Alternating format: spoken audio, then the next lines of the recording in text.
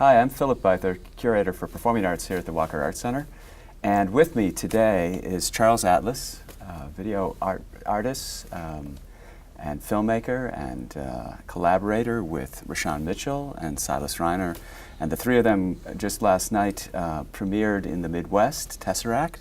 And it's a work that had its premiere at MPAC, upstate New York, about a month and a half ago. And we are thrilled to have you here to talk about the making of this work.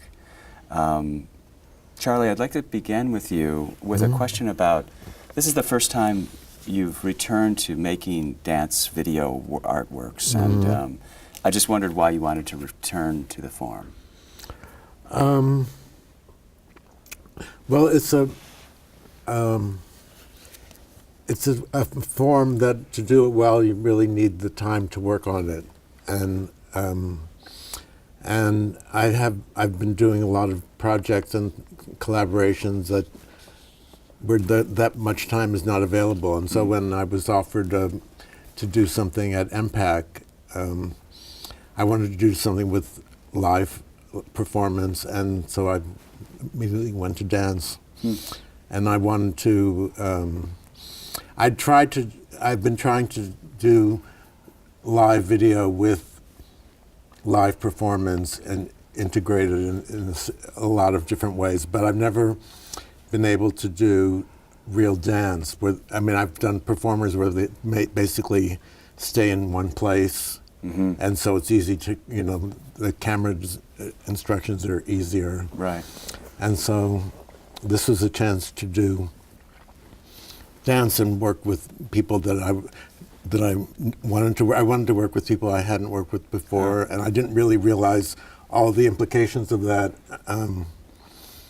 at the beginning. Good and bad? No, all good, but just, it's a real, a lot of the people I've worked with, I've been working with for, 20 years or more. Sure.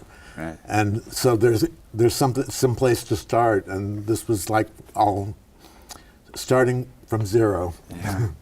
Do you, for all of us, I think. Yeah.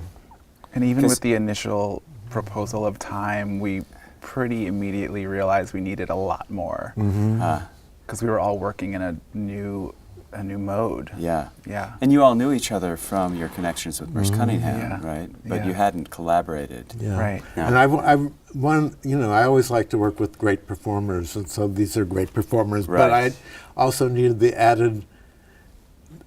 added quality of problem solving, right? Which it doesn't always go with great performing. So these are problem solvers. Well, we've made a lot of problems that we hopefully good minds to as well as great movers. And, Merce wrote in 1952 in his Space, Time, and Dance essay that the fortunate thing in dancing is that space and time cannot be disconnected. Everyone can see and understand that. But typically, to my mind, dance goes through this brutal flattening on video.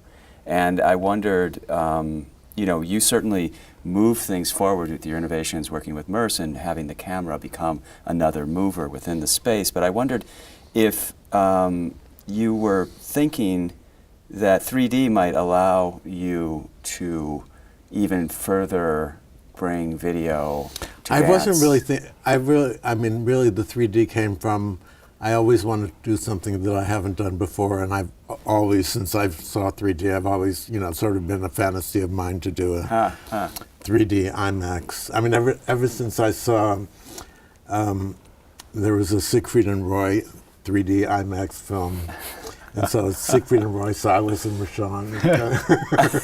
We just need the tiger. What did you guys think when Charlie asked you about doing a 3D film? I mean, did you have a perspective about 3D film in general, or 3D, what this process might hold? I go to see a lot of 3D films. I mean, we go to the movies a lot, and so certainly when that became part of the proposal, I think we were both very, very excited about it. We quickly learned that making dance for camera and dance for a 3D situation very vastly changed the ideas around construction, particularly with the way that time passes, as you were saying, and that's why I think that quote from Merce is really perfect because time passes completely differently on film. Right. Well, also, I noticed that time passes really differently on 3D film Yeah. for dance as than 2D film. I mean, there's something so, and I never really thought that, but it's so compelling, the extra dimension. I mean, Yeah. without, and always the thing about making film with dance is really to figure out a way for the kinesthetic quality that you feel when you watch a really good dance to somehow get translated. And so that wasn't just through camera movement, it was sometimes through editing and choreography construction and all sorts of different things. But that's you definitely have to think about adding that back. I mean, whether you do it consciously or unconsciously, but you're still going for the dance feeling. Right. Well, for many of us watching last night, I think we really felt that this was almost the emergence of a new art form, or at least it set the bar for experiments between art and technology at a new place. And were those aspirations that you had going into it, that it would be something that would kind of set a new standard? Well, I hope that it would be, people would see things that they'd never seen before. Right. That was, but you always hope that. Yeah. That's right. I don't know if I had any aspirations at all. I mean, I think that if Charlie had said, hey, I'd like to make a dance about a chicken, we probably would have said yes, because it was just such a great opportunity But to also, work with him. when I was watching the film again last night, I thought, it's so intelligent what you did. I mean, with the layers. I mean, exploiting the 3D. Yes. Right. I mean, I think that came from the very beginning of your concept of how to use. Well, I think it's it always 3D. interesting to just identify what the problems are and then to use those problems as ways of creating ideas. So that was really our sort of initial But way also, I sort of feel like I don't think we were thinking about trying to make a groundbreaking, new, innovative way of using technology. I think that the presence of technology in the work has always been somewhat of like a boulder that we're moving around. And, there's all these really cool things that you can do, and I don't necessarily think those are the things that you should always be doing. Right. So finding a way for the work to kind of slide through the technological surface was always something we were. Yeah, and it's also hard to calculate what the effect is. I still don't really have an idea of what we're putting out there, really. I mean, what it is sometimes you do have a feeling like that, but there's so many elements that we're just dealing with the elements, and so, I feel like we came out. It's really all new. Well, we came out after the show last night, and people sort of like looked at me kind of expectantly, like I was gonna, I don't know, tell them something, or this is what we made. It's interesting to hear, though, that you both really played a very active role in maximizing the impact of the 3D, of like how best to shape the sets. And I was really so impressed when I found out. I don't know what I was thinking, but that you guys created the costumes and the scenic design. And is that level of design work and that side of your creative work always been there in what you've done? And It has, I think. Yeah. You had 6 different scenic whole worlds that you had to kind of. Well, that was create. Charlie's challenge from the beginning. That was really all we knew, was that we were going to make 6 different scenes, and we wanted them to be really distinctly different. So then we began trying to figure out how to do that, and I think a lot of the problem solving had to do with us actually revisiting some of the ideas that existed in previous works that maybe we didn't get to fully explore. The state design or choreographic ideas, or both. Both. It's like the state of the dance world is such that you spend a lot of time working on an idea, and and then you show it maybe in one venue, maybe 2 if you're lucky, and you have 3 nights, and then it's over. And we have all of these sets and costumes and props in our house, and I always love the idea of recycling. So, you know, we sort of to look back at things and to say, you know, can we kind of reimagine some of these things that we've worked with and kind of go deeper into them? So you were able to draw from We sort were. of past. Some of it, Yeah. But then you're sort of under taking apart your archive in a certain way. Yeah. You guys know all about that. Yeah. But, No, Do but you- there were new things as well. That Yeah. But do you feel like this form, I mean, now coming out the other side, or other forms of technology hold a particular promise for dance? I mean, that there is this world that the form of live dance might embrace, and might be a new outlet, a new way for people to connect with dance. And I think that, well, I can't speak for you guys. I feel very excited, but also very ambivalent about that kind of proposal, because we're sort of dedicating ourselves to and committing to the idea that it's important that you be in the room, that there's that something about live bodies really matters. Right. And at the same time, there are these technological platforms coming out, especially with virtual reality and, you know, really challenging perception in really exciting and interesting ways that can, there's absolutely going to be, I think, an explosion of dance attempts at capturing the fantastical quality that these environments provide. But I also, I don't know, I'm of two minds about it. But I am too. I mean, some, like after this, in a way, it's not exactly that it's a burden, but I wouldn't mind just seeing some dance with nothing on stage and just a great dancer. We've been joking about that a lot, like next piece, no technology. Because I read how labor intensive this. Charlie, you said this took so much more time than you ever imagined. And then this editing that film took me longer than anything of even much greater length than I've ever done.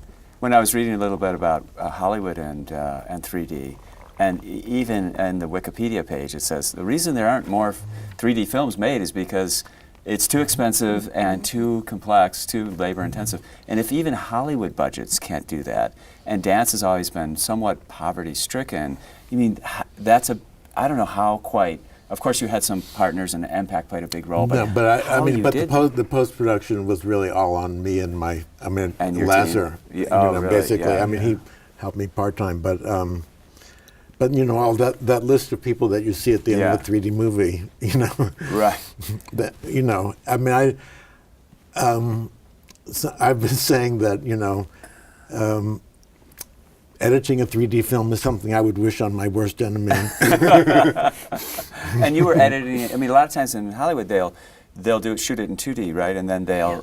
That's even more. That's even. I mean, then you need a lot of money. Right. A lot of money. I mean, we edited, and I didn't really realize the limitations of 3D were quite extreme. I mean, we couldn't really move the camera the way I might have wanted to, or do a lot of setups because of time. I mean, we basically shot each scene in one day. Yeah. Besides the 3D, or including the 3D, and that limitation, were there other either frustrations or joys that this project brought you that you didn't expect on the front end? It sounds like the labor intensity. Well, I really like problem solving and trying to do things. I don't like to repeat something, so I'd like to go at least one step further in whatever the next project is. And I don't necessarily. I mean, this already is like two or three steps further than the last one. And because it is, I don't think anyone could do dance. You really need time if you're working with a camera and dance.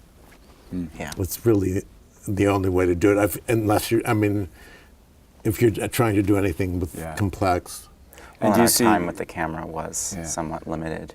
I do think there were some exciting things about the 3D aspects of how we could make things get farther away or closer in. And also, one thing that's just great about working with film is that you don't have to always resolve everything in real time. Right. And say, okay, that's done, like, just go away. Yeah, You know, right. you can, the way that Charlie can edit something is really different than the way we would have to create transitions. Sure, and, right, right.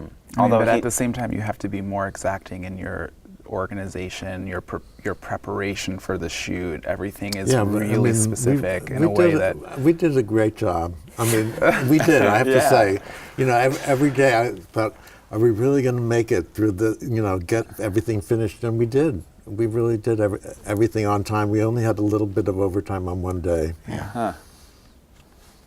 But everything was pretty much storyboarded. You knew, you kind of had a sense of I knew how things were going to be edited. Totally. I mean, before even shooting. Yeah.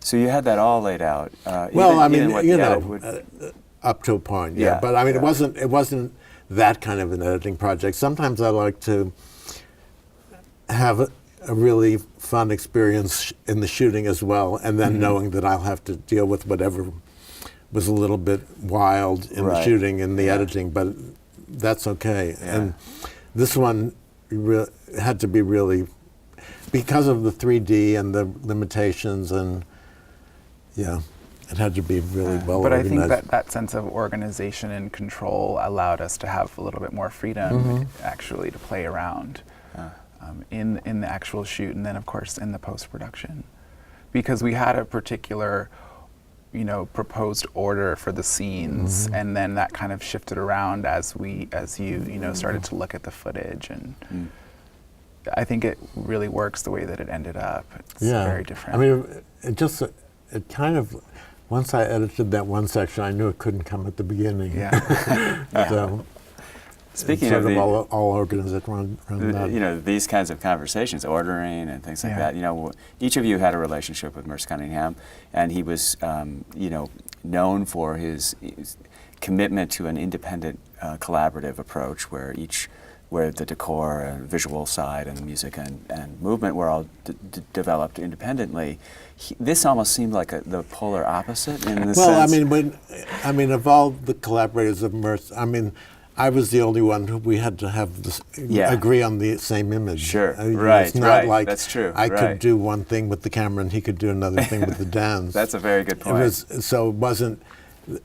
The other elements can be more independent, but we worked really very much as a team, almost closely together. But in terms of the process, we did work separately a lot, and then we would come together and share and kind of go back and work separately again. Oh, really? So okay. Well, it's also like, process. the way we're organized as people, you don't have a permanent company. I'm not permanently, or space. Around all the time. Right. So it's really a function of that as well. Yeah.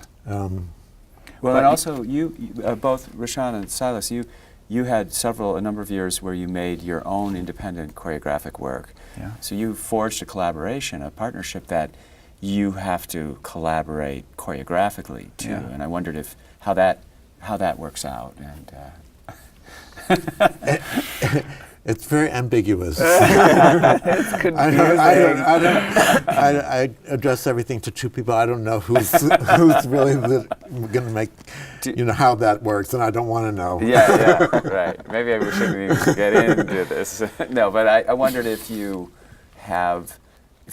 rely on one another in, like, one of you is particularly, approaches composition in a particularly rigorous way, and someone else is working with gesture, or do you basically work on everything together in the making? I think it's better not to define. It just shifts with each project. Yeah. There are different constraints, different concerns, different needs, and even within each scene that we made, we had different roles. Sometimes it was really Silas making specific movement choices. Sometimes it was me. Sometimes I'm thinking of certain conceptual ideas and visual ideas, and Silas is working on costumes. So it really kind of just shifts and moves around, and I think we enjoy that kind of ambiguity. I think that there's a certain value in that. Does it take longer to make work Yeah. Well, it also, I don't know if it takes longer. It seems like it takes a lot of people a long time. So I don't feel like, I think that I feel like this project has been made super fast, even though I know it took like 2.5 years or 3 years. Yeah. I just felt like it's been nonstop from the very beginning. It does take longer. Then, like, if I'm working alone, I come in, I know exactly what I want to do, maybe, and I can just implement it. Yeah. Well, it takes longer also because Decision making is a little because bit, every decision requires verification in some way, because more often than not we come down on opposing sides of most decisions. Well, which is great for the dancers. There's a specific tone in the dancers' bodies that they get when we start fighting on stage. And they're just like, they kind of move away, or they just like...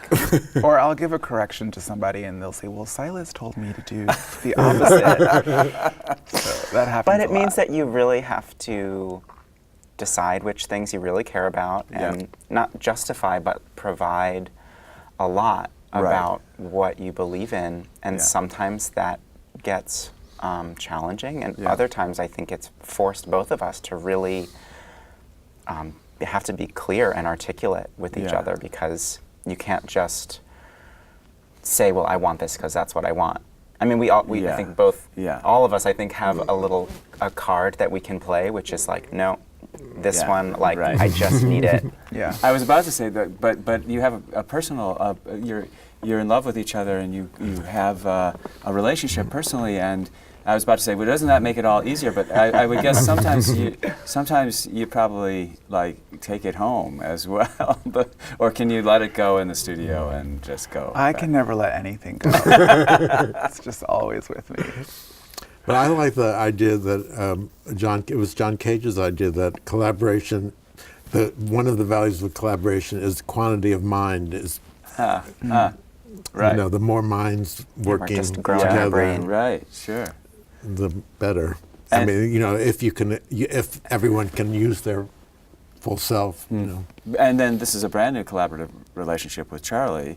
So I'm sure you went through, like in the actual, when you edited the film, or you were talking about sequencing, did you all weigh in on some of those choices? Well, we talked about it at the beginning, and then I went ahead and saw how I could do it, and then presented it in that case. But mostly it's, you know, we consult about any... Well, and that was kind of mirrored in the live piece. We took a much larger role in the kind of sequencing and editing of the live piece, and Charlie's components sort of responded. I mean, there was well, it's also like, you know, one of the different things about this is often in a lot of the collaborations I've done with media, there's certain givens, and when it's not a specific space, there's really no nothing for me to hold on to, so I kind of have to wait for something to help me structure, because I really like to have limitations. And it helps me. Being completely free, I don't know what I want. Well, even in the creative process and the making, it was challenging because we had to put things in front of you before you knew what to do. Well, I mean, I could have done, you know, I could have done very specific cameras. It just didn't seem appropriate for this project. But also, as we're choreographing, it's sort of this hypothetical situation where we're projecting what we think it might look like, or what we think it's going to need, and we don't know that until you respond to what we've made, and so there was just this real back and forth. So, for instance, the choreography in part 2 with the live edit and live video. I presume that would have been radically different if you were just making the work for the stage, or would you say the bulk of the choreography was made and then Charlie responded to it? I mean, we had different, you know, we knew we were going to use a movie. I mean, the basic idea was we were going to have 3 cameras, and we didn't really know exactly where the camera, we talked about it in the wings and things that weren't seen. We did a lot of thinking until we arrived at, and this particular, setup, and then we wanted to have the moving camera, and then where were we going to have it? And then if we're going to have like a cameraman, we have to, be thinking we have to use him well, They become a performer. Well, too. they're Yeah. performers, Yeah, so we yeah. can't just come on for 2 minutes and then. Yeah. Did you always know you'd wanted a camera from up top?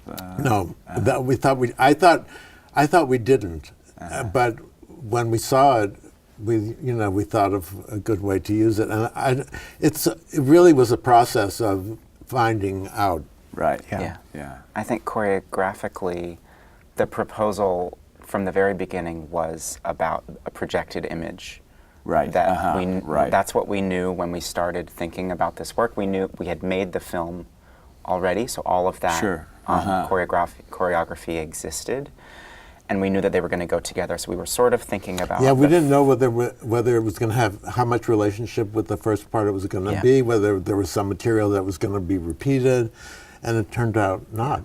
Yeah. And we just, what it turned out to be is like, the collaboration was we did this and then we did this and then we're putting them together. And usually when things just come up that you don't know about and it all seems right. Yeah, that certainly felt, from a viewer's point of view, the kind of balance between the digital and the analog, like the live dance and the recorded dance, and the ways that some of the thematics and movement and your choice of defying gravity at times, where suddenly they're moving up from on top, and there were connective threads that. There are few, yeah. I mean, we have the minds are the same. So. Right. Yeah. Well, and the choices that we made in terms of what movement to do or how to place things really were reactive in terms of we would have a camera idea and we would try and figure out what looks the best in that moment. And we started building a lot of different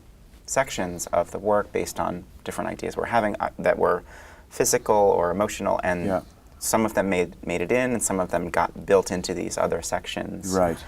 So there was I feel like we made this work from the front and the back end and sort of like tried to zipper them together. Because we knew that the projected image would shift time and like augment space in unknown ways, and so on one hand we're creating a dance that's frontal and that has its own kind of motor for itself, but also knowing that there are these other kind of simultaneous actions happening and how to kind of balance all of that it's stuff. really like there's no way to figure out ahead of time how to balance the image. I mean, is a large image really going to be abstract enough so you can see the dance through it, or is it going to be distracting so that you know? What's too much? And I think much? having the thing in front is the thing that I always wanted, and because that allows you to see both. I mean, sometimes the projection is in the back. You really have to choose. I know, right.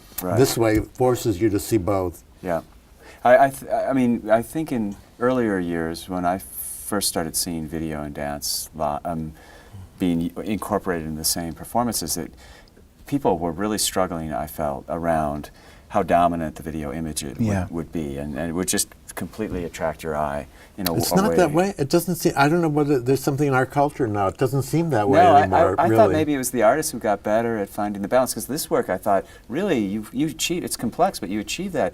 Half the time, I wanted to watch the dancers on stage, and half the time, video and finding the balance. You seem to strike really well. Yeah, I mean, I think we did our best in terms of applying measures of restraint with the projected image, because it can be overpowering just because it's large and made of light. Right, yeah. I also think that in general we're better at splitting our focus and attention just because of how much we have competing screen, like watching TV with your phone It's not so new anymore, seeing an image, and at a certain point it's like, oh my God, every single dance has video in it. And so that, kind of makes you want to do something not that. But, Well, Charlie, I wondered if so the second half, you're mixing live. Does that feel like walking on a tightrope in front of it reminds me almost of like what an improviser must feel like. Well, when I've said it, I mean, I've done different kinds of live video performances, and my ideal is Steve Paxton. As I want to feel like Steve Paxton, where every decision you make is the right one. Yeah, I was gonna say there's no mistakes really. But I've never felt. I had one performance a few years ago where, it was after I'd done several in a row. It kind of takes a while to relax. Yeah. You get a little bit relaxed so that you can make some choices that But it's not. Doing something with your body and twisting knobs and pulling levers is not quite the same thing. Were there ever moments? I mean, I don't think the audience would probably ever know, but where you decide in the moment, I think I'm going to just try this, and then you go, oh no, I don't think I want to do that again. When I did Turning, I was on stage doing mixing, and the image was huge in the back, and when I saw a video, I was like, oh my God, they can see every mistake I made. Which I thought, oh well, that didn't work so well, but maybe no one saw it. Yeah. Did you use a number of really intriguing effects? Were some of them brand new? The things you hadn't really They're used all things, mostly things I haven't done before. Yeah. They're still They're still becoming evolving. themselves I mean, as I haven't finished. Yeah. Are you you guys are continuing to work? Well, I'm continuing. I don't. That's always the way. But I mean, I could never repeat exactly what I did last night again. Right. And we changed large chunks of the choreography the day of the show and the day before the show. So and we every day, or No, not today, every day, not today. But I think it keeps the work alive. Yeah. To keep keep kind of poking at it or going and there's a deeper great into deal of things. improvisation inside of what we're doing as Is well. there? Yeah. And I think if we're going to be doing this piece for a while, we don't want it to be the same thing every over a long period. Mm-hmm. So that's sort of a challenge. It keeps you interested in it as well, and the freshness. And could you talk about the sort of visual sensibility of the work? It had that also. I felt had a very nice balance. It was sensual and at times alien feeling. It was at times totally color saturated and over the top, and other times like it just felt like these worlds that we'd gotten the chance to enter into with you. And did you have that design aesthetic from the start? And you mean with the film? Well, yeah, the film primarily I'm talking about, but also the costuming in the second half. And I think I sort of felt like white would be the most useful color because it turned out to be. The stage is so black, and the projected image on top of that, we felt like the bodies really needed to pop. Right. There's a scrim in front of the stage, so that kind of dilutes the image a little bit. So definitely moving into a white kind of world. Yeah, right. Counterbalance the intense color in the front end. Yeah. I mean, I think we wanted for the whole kind of mega space opera that it is to draw into these places between fantasy and alien otherworldliness, and obviously the camera likes color, and to really blow up into like big colors was very exciting for all of us. So I think that we, in response to using cameras, went really big on a lot of visual ideas in the film, and then tried to kind of draw into a tonic place for the live piece. Right. Yeah. But I'm curious for audience members to give us feedback about what we did. I mean, it feels quite extreme. All Maybe of the choices that you're talking about. Yeah. And I think that in different ways we're all pretty extreme in a lot of different ways that we make choices with the work. Right. But also, I think it succeeds. I mean, we talked from the beginning about different worlds, and now it's all different worlds. I mean, we have the world of the film, the world of the live dance, the world of the in-between. Yeah. Right. And then in the film, there are different worlds. And so it's sort of all coming together thematically in a certain way.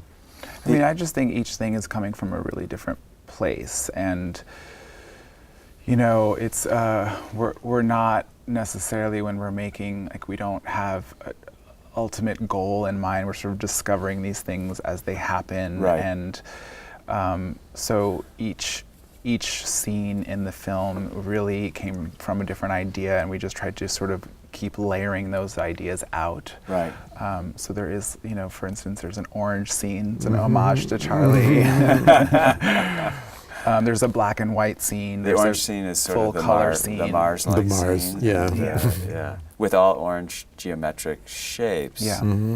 Is only, I'm not sure, is only one of them a Tesseract? Or None are of they them. all? None of them None are of them are, Tesseracts. really. Yeah. Huh. A Tesseract you Tesseract, can't make. yeah. You Yeah, can't right. make 'cause it's We're only a still working concept. on getting to the fourth dimension. Yes, But right. Well, you kind of, we'll get in. I have a question about that before we. There were a few moments I wanted to just ask you about that we talked briefly last night, but a few that leapt out, and that those interstitial scenes, almost knee play-like worlds where the green wigs and the movement is often upside down. It felt like a portal into an alternative universe in a certain way. Did you think about them in that way? Because they would reemerge, and it felt like, oh my gosh. Well, thought of them as wormholes. Yeah, we thought Yeah, of them as yeah. I mean, we didn't know how many were. I mean, we actually shot a lot more than what we used. Huh. But it, yeah. Did you? I think this might have been just a recent addition, but when Ryan, you created here, I think the intermission component where the camera becomes a sculptural figure, part somewhat costumed, and then Ryan, right before the start of the second half, kind of shows off what a Steadicam can do. But I think most people had never really seen that, and it created this sense of like it was its own life form and almost floating in its own way. And did that come to you just like, oh, this might be an interesting?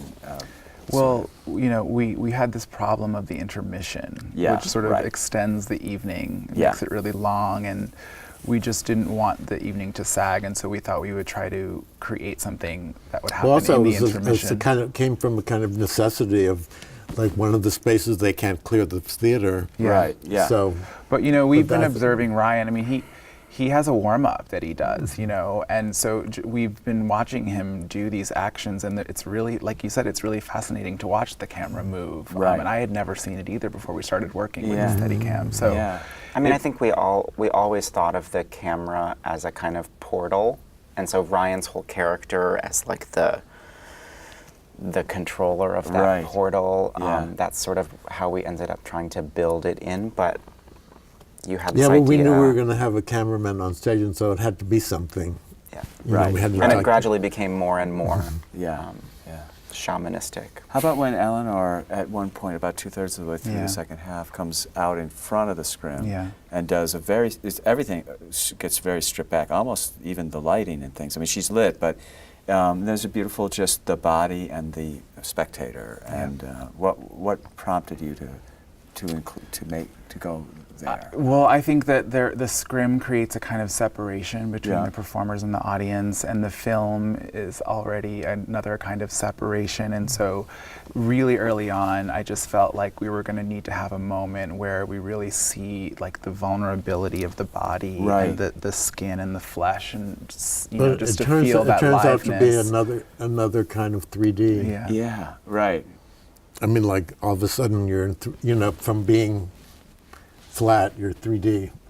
And we weren't sure that it would be Eleanor. We didn't know what it was going to be at first, and that became clear at some point in the process that it was going to be her. Huh. She's the newest person that we're working with in this group. I wondered, because you had 2 dancers in the film that you're not working with in the 3 live. dancers. Or 3, Yeah. Okay. Yeah. Was that a big adjustment to have? Everyone's different. Yeah. I think I have loved working with every dancer that we've collaborated with. It's always partially a time for Rashaun and I. The way that we end up making work, I think, is partly trying to figure people out. Right. Yeah. And so things get very individuated. We have a group of dancers right now, and I think we always have, that are all very different from each other. They all, in one way or another, connect to rigorous technical training. Right. Usually with Merce Cunningham, they all have some sort of history with him, and so that like draws us into a physical commonality. But they also are really, really different people, and we try to bring that into the work. It added a sense of like a multitude, because you knew there were some figures in the films that aren't there, and some new figures and things like that. There's that moment right at the front end of the first film where Melissa's face comes out, and I think you used admirable restraint around not too much popping, right at us or flying over our heads. That's partly we couldn't. We had to make a decision. I mean, it's a technical thing. We had to make a decision about where the convergence point was for a whole shot, rather than try to follow. There's another way of working, which is even more. I don't think we would have got it done if we did the other way of working, but where you make all those decisions afterwards. And so I could have made more things pop out, Yeah. But I like that. Mad Max Fury Road, which was like everything. It was in 3D, but everything was really behind, except for one moment. Where remember the moment that things come really right out at you. There's another moment when maybe it was Corey or something, but her hand. That's the moment. And the fog as well. Oh yeah, definitely. That just like floats. In your relationship to the two composers and the music of the work, Finez's construction on the front end and Masisa. Yeah. In some ways you didn't allow the sonic element to dictate necessarily, a little like Merce's work as well, who, you said also in this essay that counting is an aid toward freedom rather than a discipline toward mechanization. You built the choreography really on its own. The dancers were keeping their own rhythmic structures going, and then the soundscape and the composition added another layer. Really, is that how? Is not that exactly. Correct, I mean, it's pretty different. We work really closely with the musician actually, and we did build the piece in silence. The structures were set, the rhythms were set, and then we gave those to him. And so there are indeterminate elements, but then there are really specific elements as well that are really composed. Which he built it on. The film was quite different. How did that go with? Well, Christian, I didn't want to even make a decision about what the music was going to be until the visual thing had its had a quality that already existed, and that took a really long time. So it was very near the end, and Christian Finez is someone I've worked with over a period of 10 years. So I've never really used his music. His music is usually I've tried it on different things, like pre-recorded stuff, and it's too interesting to go with anything else. But I had he's the only one I could imagine working with where that particular way that I feel like, because I've worked with him individually on these music and video performances, and it's always different, and he doesn't like to rehearse at all. I rehearse all day, but I really have the feeling that whatever he does is right. So that's a great feeling to have about a collaborator. Did you send him the entire finished sequence? Not quite finished, but everything had its quality, and then there was a little bit of back and forth, but not a whole lot, and I was thrilled with what he came up with. He really got it, and he really loved the film. He fell in love with all the dancers.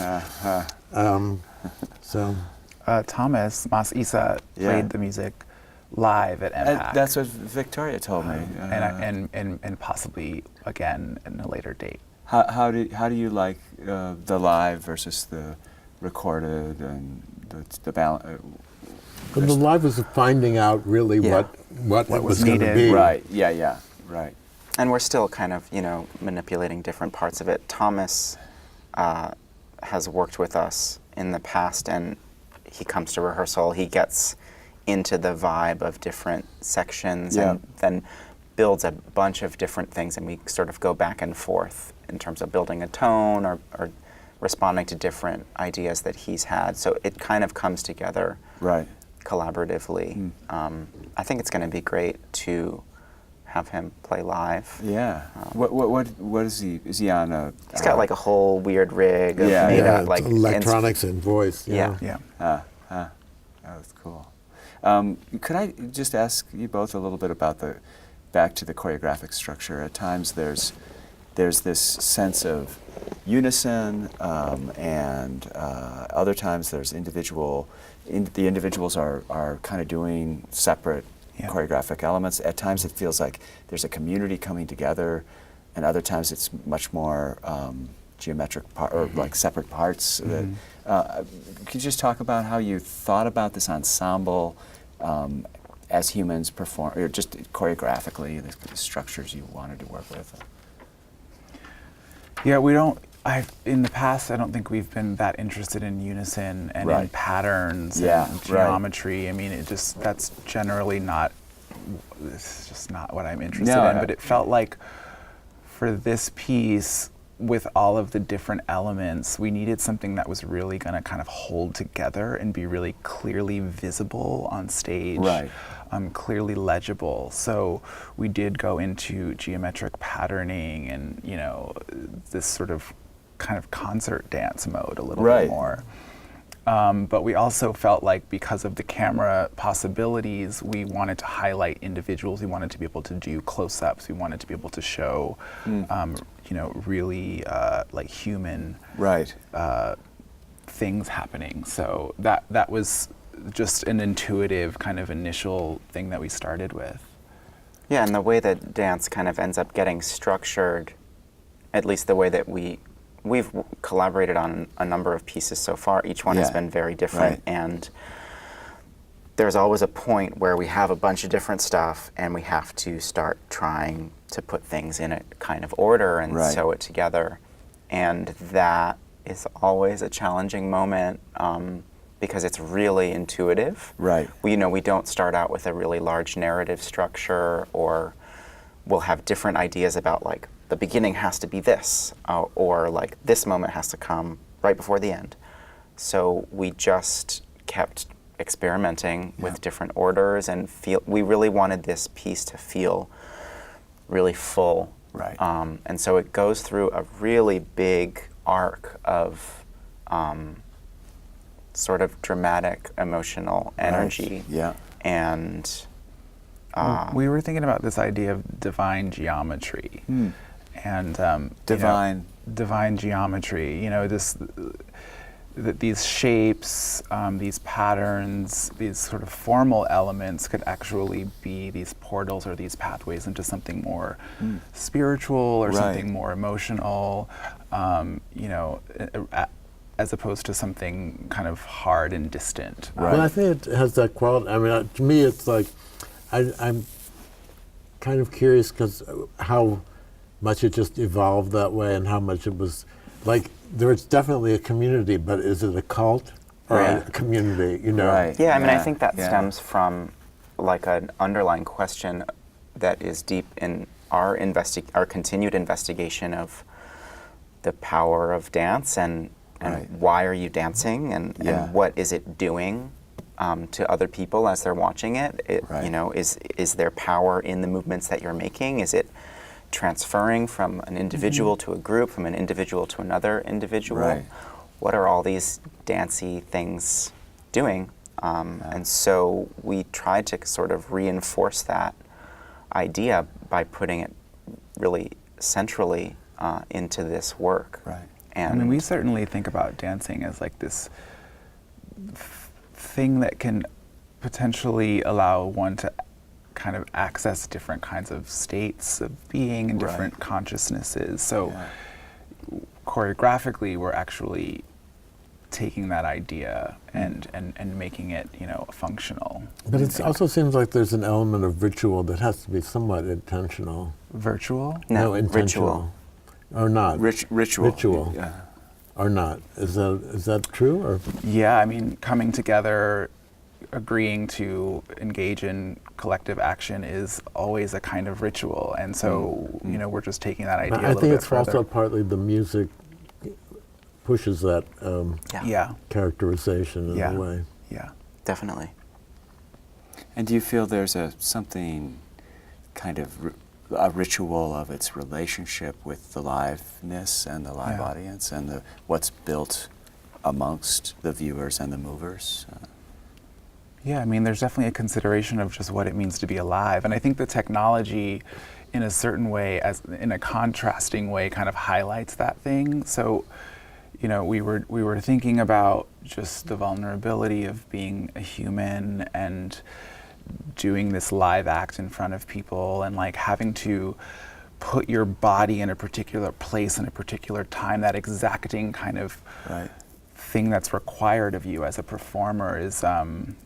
Well, and really highlighting the witness, to double an image and have it be live in front of you and then also live on a screen. I think it sort of, it puts the idea of the witness like right in the center of the work of I'm watching this thing happen and I'm watching it twice. One of the things that we brought up is when working is like, well, do we want will the image of the video image like take over away from the dance?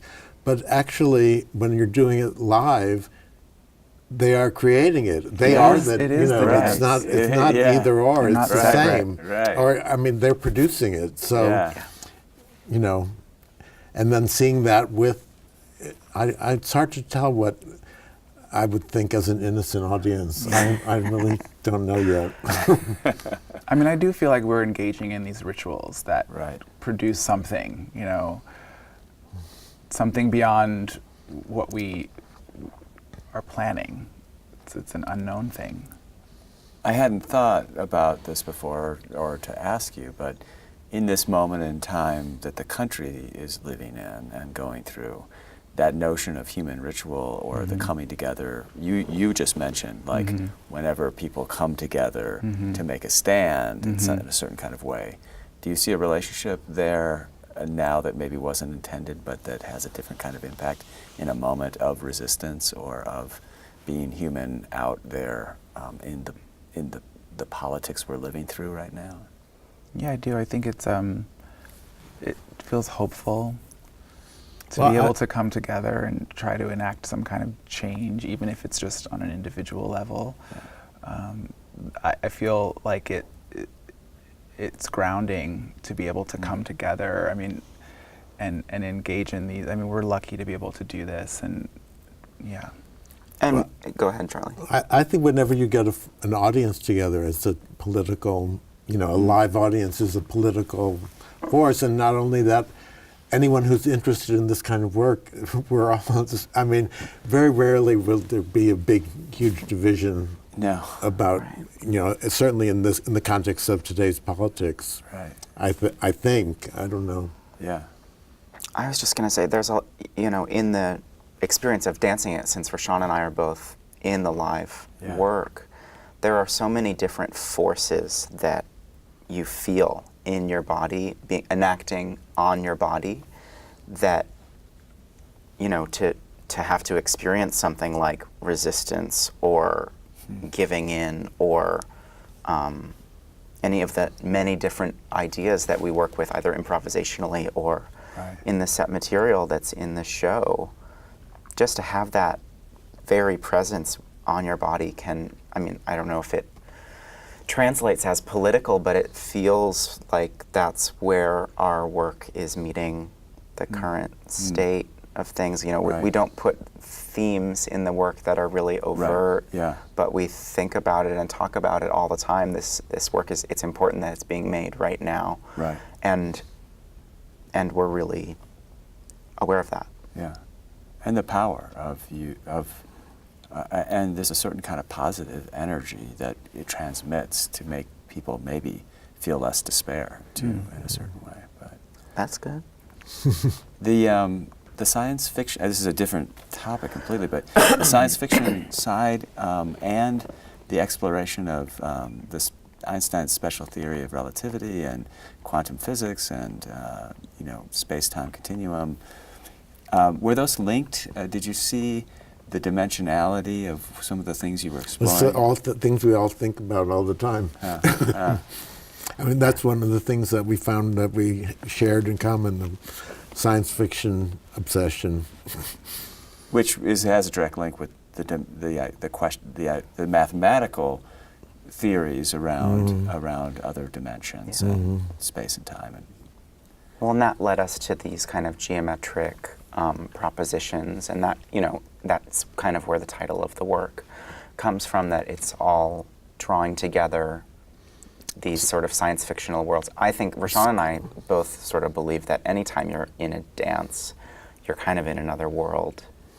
You're using space and time in really different ways, and you're able to do different things with your body than you would normally, maybe walking down the street. Right. And so that already creates this avenue to explore other things. And then I think in the film side, Charlie's, some of the effects and some of the approaches, the use of the moving frame or the ratios, and then the way you would take the image and make it flat and open up again, really sent people into that I was realm. definitely thinking about all of that and wanting to make it, to feel like, have a science fiction edge to the dance. I wondered if, we've talked about the things that are needed in the catalog. Victoria Brooks asks you about what's needed to make a work like this, and I think you all mentioned... What did we say? You said you needed space and a lot of time and an ongoing relationship with your dancers, and those are all things that seem to be somewhat disappearing in the American dance landscape.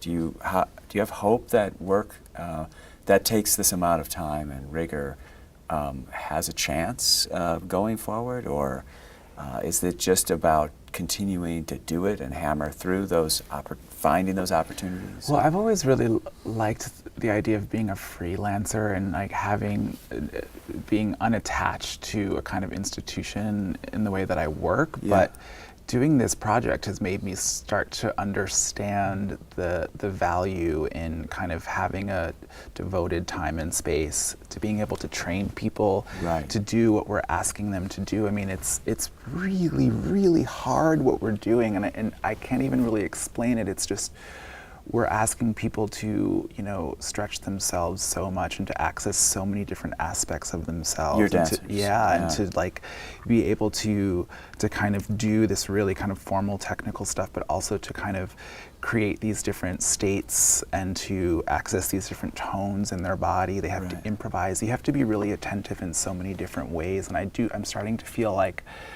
there needs to be a kind of training system around that. Right, sure. Well, I think, in order to have develop a complex technological aspect, I mean, the only ones who have been able to do it over the years is the Worcester Group, because they have this, they have an institution, they have support, continuing support, and they're able to keep a core people and hire, and they have a space. They work for a really long time to make a piece, and so they have a chance, and the technology is always there during the rehearsals, and so it results in different, that's in a certain way, an ideal way. I mean, if you want to really integrate technology, that's the ideal way to do it. And when I had, even in the early period when I worked with Merce, I was, did a lot of different jobs, so I was around there the whole time, and we could exchange ideas casually, not necessarily in a focused way all at once, where you're like, what to think of. Right. But it was just an ongoing thing for 10 years. So, something develops. Right. No, I mean, I think people expect masterpieces, and in order to be able to have those, you need, I mean, Merce was able to do that because he had dancers that were there every day. Day in, day out. Yeah. And the company, when you said institution a minute ago, you were referring to the company model. Yeah, the company model. Not so much arts institutions that could be there to support in some way. I think we've had some interest, and I think a lot of that space, as this kind of work overlaps with research, is being taken over by universities.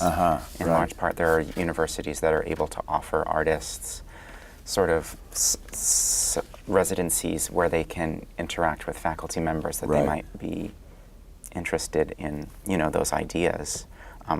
The neuroscientists that were able to make it to the show last night, that would certainly be something that I would love to have involved in the process. So I think it remains to be seen how the landscape of the kind of work that we would make would shift as certain resource availabilities shift, and different different kinds of institutions that are offering the kind of support that we would need to continue to make this kind of work. I think, I don't know if we will be able to or want to continue to make this kind of work. I think it remains to be seen. I mean, the whole scene has changed so much over the period that I've been involved in it. And at a certain point, when the NEA started to, ever since Reagan, basically, things going in terms of support of the arts. The loss of direct support to artists and the decline of funding. When I hear people wanting to have their own dance company, I feel sorry for them because it's such a hard road. Having a board and raising money and. And that's a huge part of why we collaborate. I mean, because we have ourselves, and we can always go back to that. And But also that it's just too much work for one person to do. Right. One of the things that we're seeing now is this either reconvergence or new blossoming of visual art and dance, or visual art and performance. And Charlie, I was curious, asking, you have a strong foot in both worlds, and you've maintained relationships in both areas. Do you see that? And here at the Walker, we certainly are looking, the Merce show itself, looking more at how the realms, the different kinds of economies can potentially be aligned, or different kinds of ways of curatorially thinking about work. Do you see this as a promising trend, and do you see opportunities there for live performance and dance? Well, I mean, the more opportunities there are, the better. But I don't know. I have issues with all the ways that things are developing, so I don't really know where I come down on it. I like the fact that finally people seem to be interested, but it's sort of like they're interested en masse all of a sudden, and then they're not really prepared to fulfill the expectations and the needs of the situation. And then there's always if it's museums, with all the structure that involves, performance just is not as profitable. I mean, worth the kind of money that paintings and sculptures have historically had, and so how that translates into the future, who knows? I've tried to posit for people, and really remind people, we're a museum, yes, but we're an art center first, and so that the specificity needed to develop new performance in theatrical settings. But the Walker is the place that has had the longest history. I mean, of really supporting performance of not always. I mean, always in an outside space. I used to be anyway. And the design, the development of this theater space was sort of to make sure there's still the tools that artists need, even when we're doing more in gallery spaces and things like that. How are you guys feeling about those worlds, and this movement? I know the dance community in New York is both at times celebrating these movements and also somewhat suspicious around them. Well, I think that it's great to have dance be more involved in what was historically more a visual art environment. particularly in museums and galleries around the city and around the country. I think it's changing the whole fabric of training and dance making, and I do think that in a lot of ways it's really separating, and it's separating the way that Rashaun and I make work for the theater and for times when we've made pieces as installations or pieces for gallery settings. Right. Well, for being part of a commercial gallery, we're grateful for the people who really support us, the painters who sell the work, and, you know, so that we can. The gallerists and no, I mean, but the painters who are supporting the ones who, you know, do more of a, like performance-oriented process or installation. It's just not the same. Yeah. So, you know, and that's a big part of the support of the museum world. Right, sure. Yeah. So how that all will evolve and what the form it will take and how useful things that we make now are going to be in the future, who knows? Mm-hmm. Do you have any other, beyond this question, but around Tesseract, around our conversation, around things you, in future months or years, like the world to know about this work and its process? Any things we left out or that you'd like to make sure is included in this conversation? I think you have to see it more than once. I do. Having watched a couple of the rehearsals and now the opening night tonight, it really, you keep seeing new layers. I've seen the film like maybe 5 times, 4 times now, and I'm still seeing things in it, and you know, we made it. So it's I really think it warrants a few viewings. Yeah. It's not, this is not minimalism. Right. Well, it's been a great pleasure to have you all here for 10 days or so, and so look forward to having the chance to see the performance and the film several more times. We're thrilled to be here. Yeah.